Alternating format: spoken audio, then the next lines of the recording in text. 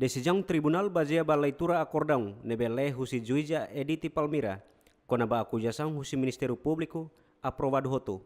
Mas bem hareba circunstância balo nebe arguido consegue entrega fali careta ho tipo asfalt distributor honya número matrícula mamok ida rua hitu-hitu jige ba estado pena prisão tinantolo ne tribunal hatun ba suspensão nune arguido se laba comarca mas be durante tinantolo arguido labele comete crime ruma banghira arguido comete crime seluk automaticamente tem que ba direita ia prisão ho dikumpri pena suspensão tinantolo.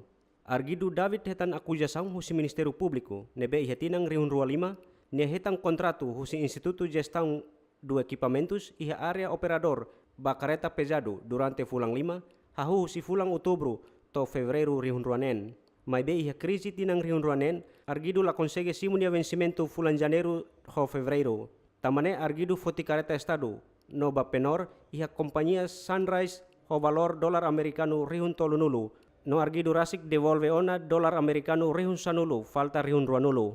Ho arguido ni halok ne Ministério Público acuja ho crime peculato artigo atus rua sianulu reseng 5 número tolu husi Código Penal Timor Leste.